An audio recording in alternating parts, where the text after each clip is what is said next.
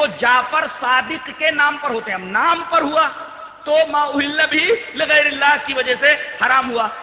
اور در حقیقت یہ 22 رجب کا جو معاملہ ہے، اس تاریخ کو نہ تو حضرت جعفر صادق کی پیدائش ہوئی ہے اور نہ اس دن کو، اس تاریخ کو حضرت جعفر صادق کی وفات ہوئی ہے.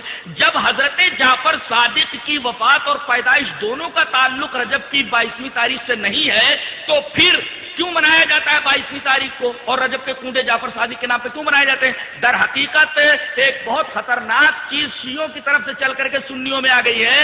وہ حقیقت یہ ہے کہ وہ شیعہ تبرہ کرتے ہیں صحابہ کرام کے اوپر، اور خاص طور سے یزید کے والد حضرت معاویہ رضی اللہ تعالیٰ عنہ کے اوپر.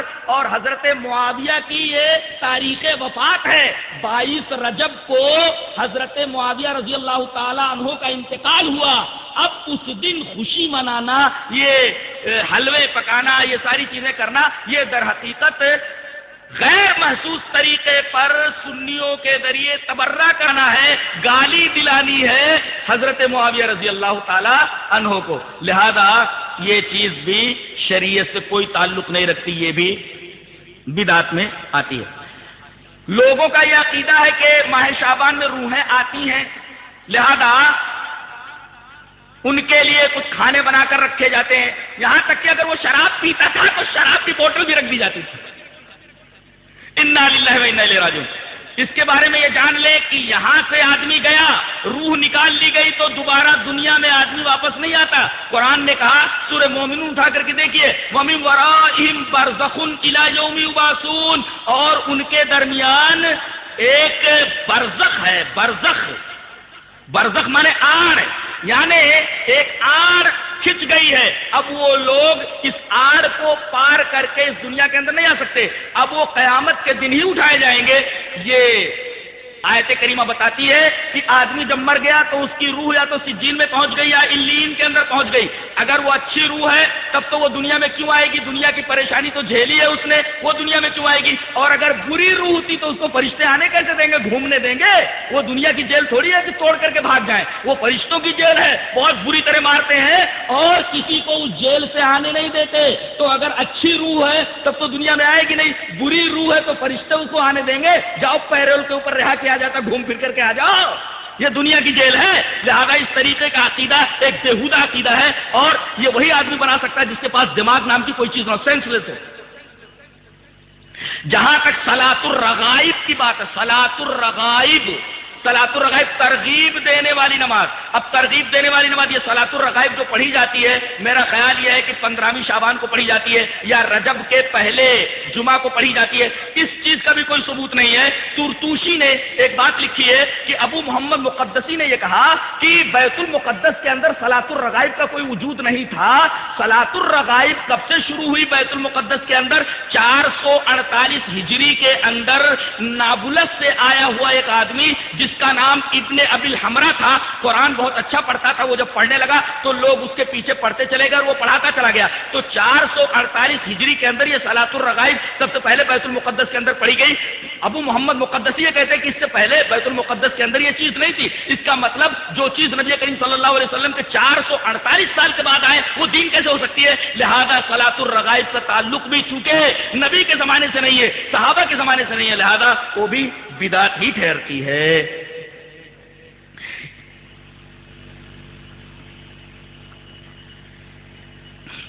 جہاں تک میت کے لیے تیجا کرنا، میت کے لیے دسواں کرنا، میت کے لیے چہلم کرنا، یہ ساری چیزیں جو ہیں یہ بھی بدعت کی قبیل سے ہیں. اس سلسلے میں آپ کے سامنے ایک روایت پیش کر دیتا ہوں. روایت اس طرح، وعن ابی ہریرہ رضی اللہ تعالی عنہ ان رسول اللہ صلی اللہ علیہ وسلم قال اذا مات الانسان انقطع عنه عمله الا من ثلاثه، الا من صدقه جاريه او علم ينتفع به او ولد صالح يدعو له. رواه مسلم فی کتاب الوصایا. حضرت امام مسلم اس حدیث پاک کو ایسے کتاب الوصیت کے اندر لائے. مولوی جو لفاظی کرتا ہے، مناظرے کی بات کرتا ہے، اس سے کہو ذرا ایک حدیث پڑھ کر کے سنا دو. قاسمی نے 1.25 گھنٹے تک تقریر کی لیکن ہر بات پر نبی کی حدیث پیش کی ہے. چل مناظرے کا دعویٰ کرنے والا، چل تو 10 حدیثیں پڑھ کر کے بتا، ورنہ قاسمی 1000 حدیثیں پڑھ کے بتاتا ہے. جی وہ تو شرائط طے ہوتے وقت ہی معاملہ گڑبڑ ہو جاتا ہے کہ مناظرے کی نوبت ہی نہ آئے. حق کہاں باطل کے سامنے ٹک سکتا ہے؟ لفاظی آدمی کچھ بھی کر لے. تو حضرت ابو ہریرہ فرماتے ہیں کہ رسول اللہ صلی اللہ علیہ وسلم نے ارشاد فرمایا کہ جب آدمی مر گیا تو اس کا عمل ختم ہو گیا مگر 3 چیزوں کا ثواب اس کو پہنچتا رہتا ہے. ایک تو صدقہ جاریہ، یعنی اپنی زندگی میں کچھ کر کے چلا گیا، یعنی سرائے بنوا دی، یا کوئی اچھا کام جس کی وجہ سے لوگ فائدہ اٹھاتے ہوں، لوگوں کو فائدہ پہنچتا ہو، تو اس کا ثواب مرنے کے بعد ملتا رہے گا. یا علم چھوڑ کر کے گیا ہے، علم ایسا جو نفع دیتا ہو لوگوں کو، لوگ اس سے فائدہ اٹھاتے ہو، اس کا ثواب بھی مرنے کے بعد پہنچتا رہے گا. اور تیسری چیز، ایسی اولاد چھوڑ گیا ہے نیک جو دعا کرتی ہے. نبی کریم صلی اللہ علیہ وسلم نے اللہ کے ذریعے حصر کر دیا ہے کہ 3 ہی چیزوں کا ثواب ملتا ہے. یہ 3 ہی چیزوں کا ثواب ملنا اس بات کی دلیل ہے کہ یہ تمام چیزیں جو نکالی گئی ہیں، یہ سارا کھڑاک جو کیا گیا ہے، اس کھڑاک کے پیچھے صرف پیٹ ہے، معاش ہے، معاد نہیں، آخرت نہیں بلکہ پیٹ ہے. پیدا ہو تو کھاؤ، مر جائے تو کھاؤ، مرنے کے بعد پھر تیجا نہیں چھوڑتے، تیجا کرو، یہ کرو، اور پھر مولوی آ کر کے فاتحہ دیتا ہے اور آرام سے کھاتے. معلوم ہوتا ہے کہ یہ بھی شریعت ہی کا کوئی حصہ ہے، جبکہ شریعت میں اس کا کوئی ثبوت نہیں ہے. تو اس حدیث سے ان تمام چیزوں کا رد ہو گیا. انسان مر گیا تو اس کا عمل ختم ہو گیا، صرف 3 چیزیں پہنچتی ہیں. اب 3 چیزیں کون سی ہیں وہ بتا دی گئی اس حدیث کے اندر، جو مسلم کتاب الوصیہ کے اندر ہے. اب اس روایت کو سامنے رکھ کر کے ساری چیزیں باطل ٹھہرتی ہیں، بدعت ٹھہرتی ہیں کہ اب آپ تیجا کر رہے ہیں، 10واں کر رہے ہیں، چہلم کر رہے ہیں، اس کا ثواب پہنچے گا. ارے کیسے پہنچے گا؟ نبی نے کہا کہ آدمی مر گیا، اس کا عمل ختم ہو گیا، اب 3 ہی چیزوں کا ثواب پہنچ سکتا ہے اس کو جو وہ خود کر کے گیا ہے. لہذا یہ چیز بھی بدعت ہوئی. ماہ شعبان میں آنے والی جو مردوں کی روحوں کا معاملہ تھا وہ بھی آپ کے سامنے رکھ دیا گیا. صلاۃ الرغائب کا بھی معاملہ آپ کے سامنے رکھ دیا گیا. ایک چیز اور بھی آپ کے سامنے رکھ دوں. نبی کریم صلی اللہ علیہ وسلم نے ایک بات فرما دی ہے. پہلے 2 حدیثیں پڑھتا ہوں، اس کے بعد تیسری حدیث، اس کے بعد ختم کر دیں گے. پہلی حدیث ہے وان عائشہ رضی اللہ تعالی عنہا قالت ان رسول اللہ صلی اللہ علیہ وسلم قال من احدث فی امرنا هذا ما ليس منه فهو رد. رواه مسلم کی کتاب الاقضیہ.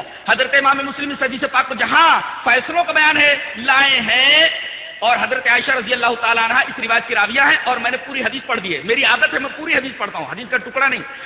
حضرت عائشہ رضی اللہ تعالیٰ عنہ فرماتی ہے کہ رسول اللہ صلی اللہ علیہ وسلم نے ارشاد فرمایا کہ جو ہمارے اس معاملے میں کوئی بات ایجاد کرے، ہمارے اس معاملے میں یعنی دین میں، دنیا میں کوئی ایجاد ہوتی ہے، کوئی بس بناتا ہے، کوئی سائیکل جو ہے بناتا ہے. پہلے زمانے میں سائیکل نہیں تھی، پہلے زمانے میں ہوائی جہاز بناتا، اس کا تعلق دنیا سے. نبی نے فرمایا ہمارے معاملے میں، دین کے معاملے میں کوئی آدمی اگر کوئی نئی چیز نکالتا ہے تو وہ بدعت ہے، وہ آدمی بھی مردود، اور جس چیز کو اس نے نکالا ہے وہ بھی مردود. اچھا ایک حدیث پاک اور دیکھیے. وان عائشہ رضی اللہ تعالی عنہا قالت قال رسول اللہ صلی اللہ علیہ وسلم من عمل عملا ليس عليه امرنا فهو رد. رواه مسلم کی کتاب الاقضیہ. حضرت امام مسلم اس حدیث پاک کو ایسے کتاب الاقضیہ میں ہے. راویہ حضرت عائشہ رضی اللہ تعالی عنہا ہے. حضرت عائشہ فرماتی ہے کہ رسول اللہ صلی اللہ علیہ وسلم نے ارشاد فرمایا جو آدمی کوئی